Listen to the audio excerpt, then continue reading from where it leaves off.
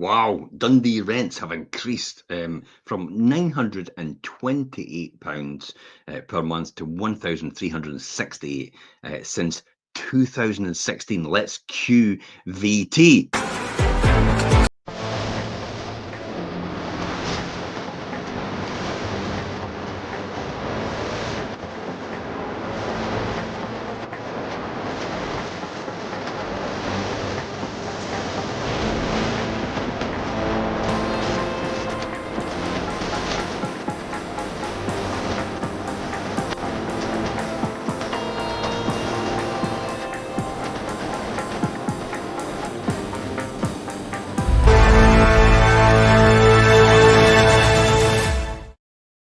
This is quite an interesting article in this post, actually, Richard, and this is about the Dundee rents in the area, and it's quite interesting to the fact it's gone from £928 since 2016 to 1,368 on average rent. This is actually interesting from the point of view that, personally, for me, my average rent's 550 quid. So who was getting 1,368 and who's getting 922 in 2016? Because I would have loved that in 2016. However, let's go in the detail. The detail is in this article. Click on the link in the post above or below to see that. But the private sector in Dundee has risen a 47.4% increase in average rent since 2016. That's quite a bit. It's just research and facts that I've put overall. Now, similarly, these costs and validation have been rising over the year for Dundee landlords at the same time. So we're going to look this and put this into total context overall about how this is happening. Wages and rents, for example, a surprisingly similar trajectory overall. And particularly interesting how rental growth is aligned with wage growth for the same period. Did you know that in 2016, in the UK, the average salary has increased from £28,195 to £37,430? That's a rise of 32.75%. During that time, the average UK private rent has risen by 33.1%, same amount. Yeah. What I find interesting out of this, Richard, what do I find interesting out of this? Well, when you think about the logic of this, 28,195 minus 37,420, there's the average salary is going up by £9,235. The average rent has gone up by 5,280. Yeah. So there and there, it's the same. So a person's salary has gone up by 9,000. The average rent's gone by 5,000. That's a lot less. Yeah. See, this is all about lies, damn lies, and statistics overall. Again, all the data's in this post, but the correlation tells us something important about rents. They've been rising wildly out of step with what the tenants can broadly afford. Yeah, okay. I mean, that's what it tells us. But they're not being driven by greed or opportunism by the limits, but by the limits on affordability. That's really what it is. In other words, most tenants are paying for what they can pay, and the landlords are charging what the market will bear. Now, while that's a small comfort for someone struggling with rising bills, it does offer a broader economic context. Rents rises are, in effect, following the same path as wages and inflation. What's your thoughts on that, Richard, just overall in general? Yeah, I mean, you could see obviously with those, when you're talking about those figures, that they have risen, and obviously inflation's risen a lot higher. I mean, Dundee rents, as you say, have risen 47.4%, or if we look at that in monetary terms, it's £440 a month. And that's now, see, when you say that quickly, £440 per month, everybody goes, oh my God, that's a lot of money. Remember, this is over 9 years. Yeah, this is over a decade. So 440 divided by 9 equals an extra 49 quid a month each year. But then it was like, you used an example where we were having a discussion. It's like, if you think about going from £1 to £2, that's 100%. 100%, yeah. It's semantics. It's how you present it. And this is what people fail to realise. And this is why we're talking about this in this post itself. Let's just give me a wee insight into the graph. I'll share the screen and I'll share this graph that we've got, because we always like to see a wee graph. There's the graph of the rents going up over the years. 928 in 2017 was 900. Whoa, wait a minute. It went down. Was there a fanfare in 2017 for rents going down? Yeah. Did I hear congratulations from Paul McLennan, the housing minister? It was actually Stuart. What's his name? I can't remember his name. It could have been Shona Robson actually at that time. But did I get a congratulatory letter saying that house rents have gone down, Jim? Thanks very much. That's really good of you. Did I hell? And then they went up and they went up and they went up and they went up. In 2024, £1,384. And 2025, they went down as well. Look, drop that down slightly, yeah. They went down by 2025. Congratulatory. Oh, I've got one. Just let me get my letter. It looks like for me, it's it's from Paul McLennan.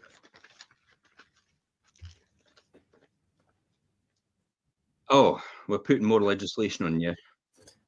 We're making it more difficult for you to rent property. And by the way, we're giving the banks a buy, and we're exempting them from rent controls. The people that charge the highest rents ever, the banks, building new properties to rent. And we're going to give them we're going to give them exemption from rent controls. Oh, I thought he was going to congratulate me. He's just put another thorn, another nail in the coffin of the private rental sector. Yeah.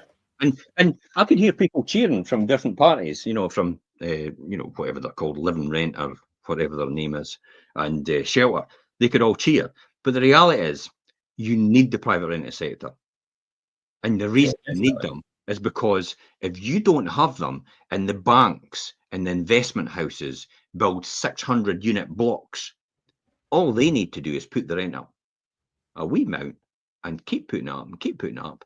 And you've got no choice because you've got all your eggs in one basket now. You've no longer got individual. I mean, 76% of landlords only have one property out of the 350,000 in Scotland. Yeah. So think about that. If you do anything, you're less likely to have one person, be able to have control of that and be able to have control of that market. But if you've got all your eggs in one basket and you've got one investment house or one or two investment houses that have all the units, they are the ones with all the cards, not the government. And they can decide what they want to do with the rental market, and the government won't be able to do anything about it at all. We'll just leave with all our money. I was just going to say, yeah, that's fit. Yeah, we'll just leave. We'll just leave with all our money. And you've got all these people homeless overnight. Think about that. You can't do that with a private rental sector, you see, because they're all disseminated into small landlords. Because some will go, oh, I don't want to leave. Oh, I'm scared. It's like they won't do that, you see. So they don't. There's no mass control here of the private rental sector from landlords because of that. And that's exactly how the Scottish government should want it, because then they have control about what to do. But the way they're going, they don't seem to want that. I mean, in Dundee, for example, rents have risen by inflation. This is quite interesting because we never mentioned inflation in this. In the UK, it's been 35%. And this means that Dundee rents have actually increased by 12%, just 12% over 9 years. Sorry, what's 12% over 9 years? 1.3% extra every year. Put money in the bank. Yeah. And the thing is, if rents in Dundee had actually risen in line with inflation, then they would be at 1,255 per month instead of the 1,368. We could argue there's people out there that could argue this back and forward and say, oh, this is terrible and people shouldn't be profiting off of people being in houses and that. It's like, but what do you think banks do? It's called a mortgage. Oh yeah. So we'll castigate a private landlord, but we'll not castigate the bank for providing the mortgage. Oh, well done for getting people in their houses with a mortgage. It's like, oh, but I want to rent you one. Oh no, you're not doing that. You're not going to rent somebody a house. That's terrible. That's frowned upon. It's like, is it? Do you really want to rent a house if you're only going to live in it for? Do you really want to buy a house if you're only going to live in it for 2 years, and you're stuck where you are? And your entry and exit costs are astronomically high to sell, even if you can sell, because the market takes a downturn. If you're renting, you can move anywhere you want in the market downturn. Well, hey, I'm going away to another country because that's got a better economy. Yeah, you've got easy exit. You've got 28 days out. No big cost to exit. I don't think people realise. I don't think some people realise how easy it is, the rental market, in terms of a tenure for living in. I mean, when my kids eventually move out of this house, we are selling the house and I am renting. Yeah. There's no way I'm going to buy another house unless it's to rent. Unless it's not Unless to it's rent to part of your me, portfolio. unless it's to rent to someone else. Yeah. I'm not daft. I know what's a liability and what's an asset, and I could own a house myself, and that's a liability as far as I'm concerned. And well, it's not now; it's an asset because I've actually got my next house that I'll move into renting. So the house I've got now, appreciating the value, I will be able to accumulate value and actually have that as value. Whereas if I lived in it and it was my only house and I had nowhere else to go, I'm just trading like for like. So the house that you live in is only for a house that you live in. It's not for an investment. So it's a liability, whereas the house that you own to rent to someone else is an asset. Yeah. And I mean, we could go through all these figures and stats and things, but what does it really mean for people, tenants in particular, and landlords in Dundee? What does it mean for them? And I think when you look at rents, and if you are a tenant probably thinking rents are really high, then maybe it's time to then think, right, okay, I need to readjust my expectations here, possibly move to a different area of Dundee where it's more affordable, or if I'm going to stay where I am and pay a higher rent, maybe I need to look at the prospect of having less disposable income and spending so much.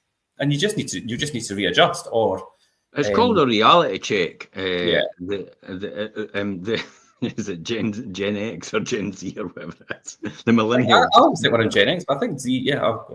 The millennials, it's a reality check. It's like you didn't get anything. I'm a millennial, so I'm a millennial. I'm not Gen X. Yeah, there's no handouts in this life, right? It's just get on with it, suck it up, and make a better life for yourself. Mm-hmm. Yeah. Get a better job. Oh, I can't get a better job. Well, get better educated and find yourself a better job. It pays you more for the education and expertise that you accumulate as a result of learning. Yeah. That's what you do. And oh, I can't live in St Andrews. Well, that's because you can't afford to live in St Andrews. Go and live on the outskirts of St Andrews and commute into St Andrews. Yeah. Do what I do. That's what you're meant to be doing. Oh, I want a brand new house straight away. Okay, have you got the money for that? Well, no, really, but I deserve it. Who says you deserve it? Instagram. I see it more and more, and Jim, you've going to have noticed it as well. But do you know, as the years go more and more, and it's just younger and younger people in big, massive houses and big, flashy cars, and I'm like, you guys must be skint. You have to be. He's kind of how you're affording all this. It must all be on tick. It must all be. Do you know, you must be. I mean, I know there's a fortunate few who, for whatever reason, have maybe come into money. But a lot of people, their expectations, and they push themselves into complete nut debt. Bank of Mum and Dad's got a lot to do with it, Richard. Yeah. Bank of Mum and Dad has a lot to do with it. There is a lot getting spent now, invested in the children, because the people like me, the Gen X or Gen Z or whatever we're called, I'm just after the baby boomers. I just missed the baby boomers. We are the ones that are holding all the wealth, and now we are releasing it to give to our children in order to help them on the ladder. But the difficulty of this is making it worse for other people who don't have that, because it's keeping the market up at that level in terms of the price. However, you can't afford you can afford to stabilize that where it is. I would think the price, okay, you can afford to stabilize it now, but you can't afford to affect it so it drops, because the banks and the finance system suffers as a result of it, and it puts it in a difficult position of maybe even possible negative equity. But I mean, we saw that in the credit crunch, didn't we? As a result of that. So that's why you have to then stabilize the market. The only way you stabilize the market is build more affordable housing. Even build more housing, but just build it affordable. The difficulty of that is we're building housing on a premise that we're trying to get to net zero. By the way, there's no one else in the world trying to get to net zero except us idiots. It's never going to happen. We're putting these handcuffs on us. Ed Miliband, who promotes using electricity and renewables and all the rest of it, doesn't even own an electric car. Really? What's he got, a 2-litre diesel? Yeah, he's got something like that. He doesn't own an electric car. He's not bought one yet. And yet he's going on and he's saying we need to get to net zero. And you got one. Oh, no, I've not done anything yet. It's like, oh my God. You're the one promoting to us. Anyway, that's another story. Yeah, Let's get back to rents. But it's about, we got on that track about building more affordable housing. And yes, the only way you'll stabilise the market in an area is to build more affordable housing. Now, you don't stabilise a market like, for example, St Andrews by, well, you maybe do, but you could almost crash that market in the fact that you're introducing huge amounts. They're looking at private build to rent in St Andrews as well for student accommodation, like another 600 units. How do you think that's going to affect a housing market which is undergoing a huge transformation right now with the amount of properties that are getting built by Hedon and also by David Wilson Homes? And that is actually affecting the market. So now we're going to introduce the rental market.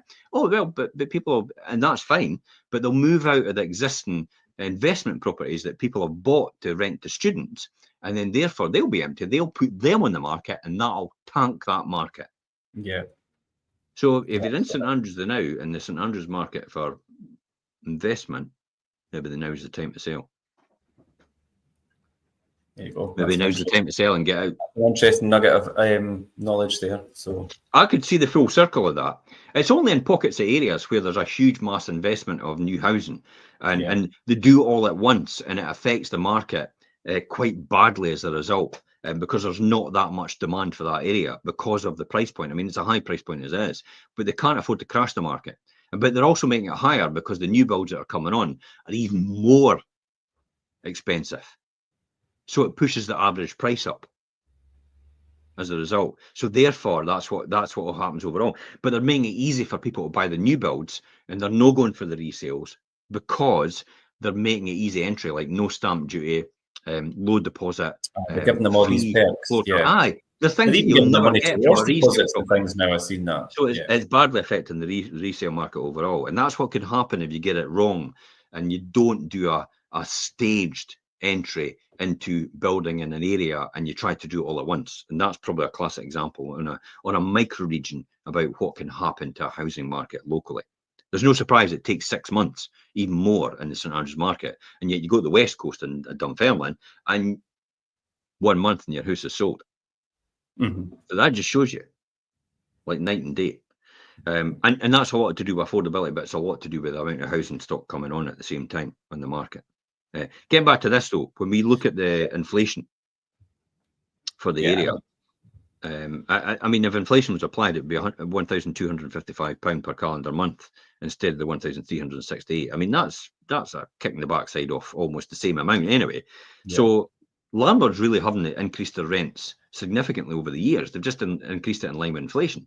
So if we were to put rent controls in, which increases, apparently they're saying it's going to be 1% more than the cost price index, the CPI, we'll more or less be the same as we are now. Mm-hmm. So my question then is, what's the point in introducing rent controls if that's what's happening right now? Oh, sorry, it's all about votes. Isn't it? It really is. It's all about votes. It's a vote winner to kick a landlord.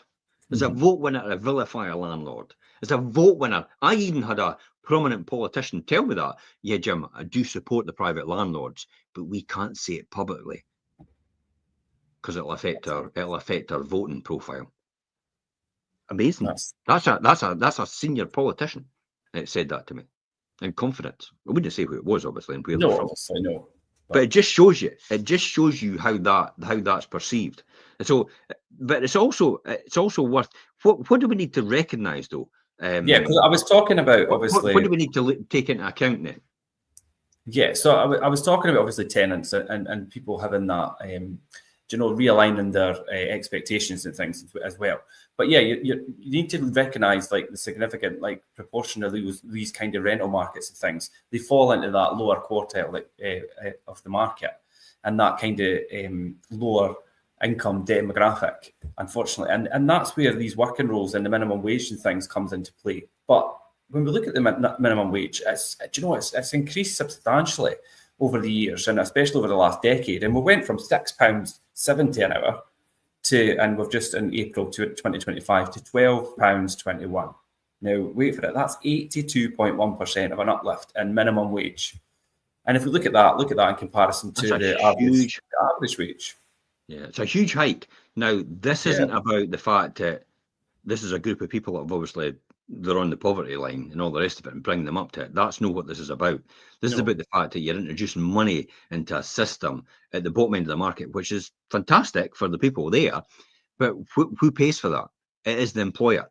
And what do they do with that? They pass that cost on to the consumer, who ultimately pushes up prices again, which pushes up inflation, which makes it worse for the people at the bottom end again, because prices are higher.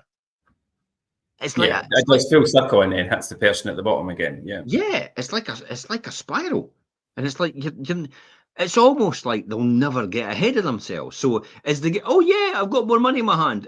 Too late, inflation's gone up to take it. Yeah. So but we need more money. Let's put the minimum wage up again. It's like, okay, too late, inflation's taking it. Yeah, I think that, there has to be some sort of realignment here.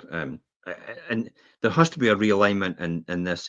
There has to be an affordability level set, but you can't put rent controls in. The difficulty about rent controls, if you introduce them, what happened right now is they've scared everybody in the private rented sector. I mean, I never used to increase rents, but as soon as I heard that rent controls would definitely be coming in, and it could be in our area, then I was forced into a position I would have to increase my rents. So now I've gone from never increasing my rents from a tenant in situ, because I never increased them ever over all these years, until Patrick Harvey says, you can increase your rents if you want. Can we? Really? So I can increase my rent by 3% every year. Is that right, Patrick? The Minister for Tenants. Supposed to protect tenants from increases in rents. So you're allowing me to increase my rents. Okay, I'll do that then. So now I've got to a point where I increase my rents every single year.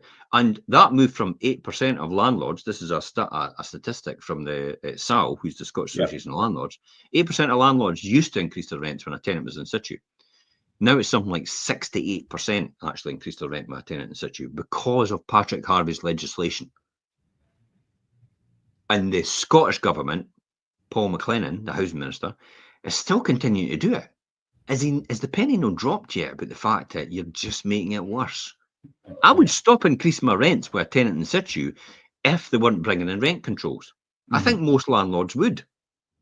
But because they're bringing it in, we're forced to do that in case we don't do it. They bring it in. It stops your rent going up so high. We get another point where inflation goes out of control, and then you're left. And you're locked at that rental level. Aye, you are left wide open. You're exposed to a financial risk, because you still got to pay the bank. You still got to pay a contractor for essential repairs. And then you still got to provide for the tenant. At a level, it is no longer affordable. That is the fear from most private landlords, hence the reason why they've all now driven, and I'm teaching people to do it as well, is just put your rents up now. You don't know what's coming in the future. You can't afford to take the risk of the Scottish government saying, or even because the Scottish government put the rent and controls in place. It's up to the local authority to put the rent controls up about where they want to do it. But I don't know my local authority now. I do know head of housing in the local authority, John Mills, but I've not had any real strategic conversations with John, which should give me any confidence at all that he won't use rent control legislation. So hence the reason I can't afford to take that risk. Not for me, really, but for my tenants. Could you imagine if I folded up tomorrow and every single tenant, that's about 400 people could end up being homeless. Yeah. Just like that. And people go, that's ridiculous. You shouldn't have all that control. What does the bank have with a mortgage? Yeah, a lot more than that. Same thing. Yeah, same thing.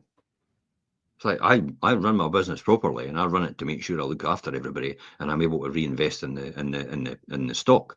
And I very rarely take any money amount of money in my property investment businesses.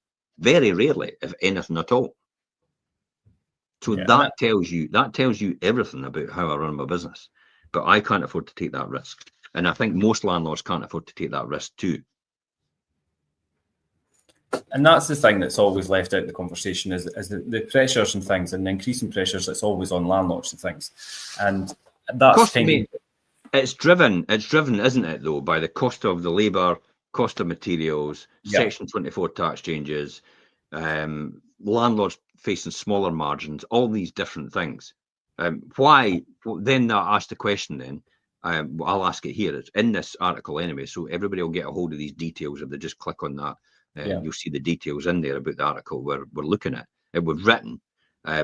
So why this matters for Dundee tenants and landlords alike? So what do we do with all this data then? Yeah, I mean, I think to use the data, and for landlords in and around obviously the Dundee area, it's about helping you understand the tenants. Do you know they've got their economic pressures, and do you know, but it's all the while reinforcing the need to be kind of fair and sustainable and things, but also looking after your returns on your buy-to-let investment. You need to find that balance. Do you know, Dundee tenants and things, it's all about providing transparency and reassurance to them. You need to be quite transparent with your tenants about why you're making rent increases and the benefit to them for having that a higher rent level in place. And if you could be quite transparent and really straightforward with your tenant and demonstrate to them and the context of how it benefits them, then you should be on to quite a good, obviously, relationship and a successful buy-to-let business. So when we look ahead, I think what could influence the Dundee rents next is the rent. The driver behind rent increases is wages predominantly. Wages, so as wages continue to go up, rents will continue to go up as well as a result of that. When minimum wages rise faster than inflation, it naturally expands affordability for the tenants.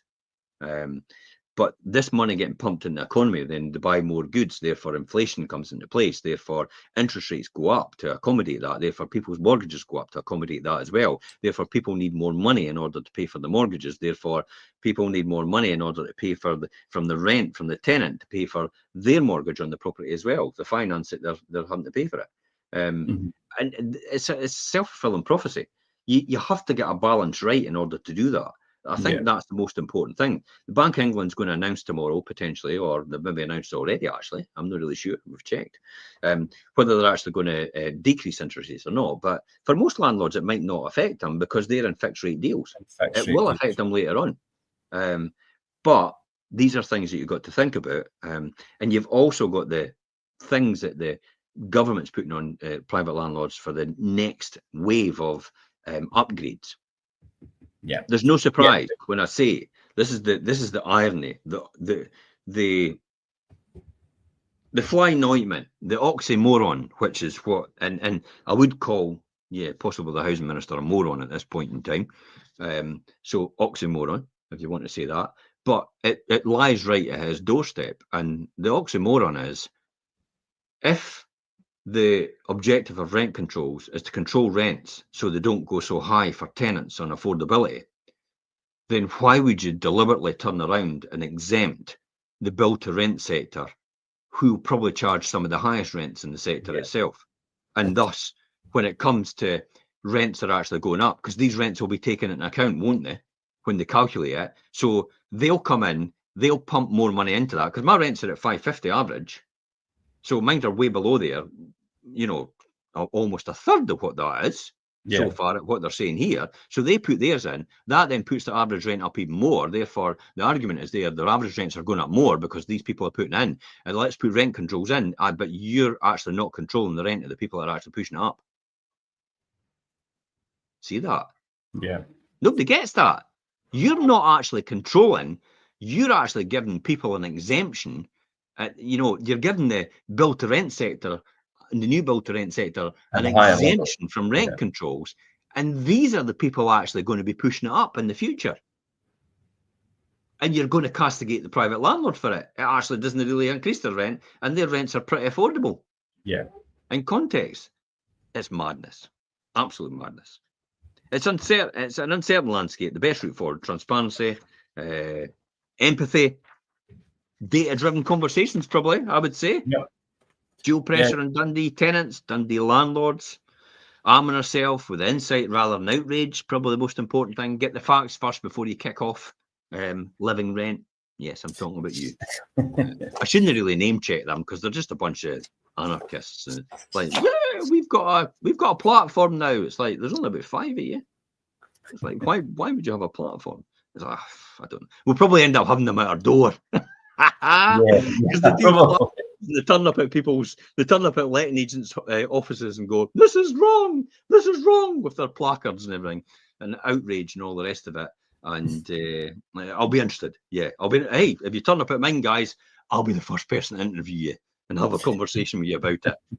Then we'll see who's right. Okay, that's it. Thanks for coming on, Richard. Last words, any final things? Yeah, I think what you're saying, that the data-driven conversations, and I think transparency between landlord and tenant is quite a good thing, especially when it comes to rent increases and the benefit for everybody and the actual rent increase, especially in the times that we're in at the moment. Yeah, perfect. Okay, thanks for coming on, and thanks for everybody else. Thanks for everybody else's comments. Actually, there's a lot of comments in here. Go and answer them later. But until next time, guys.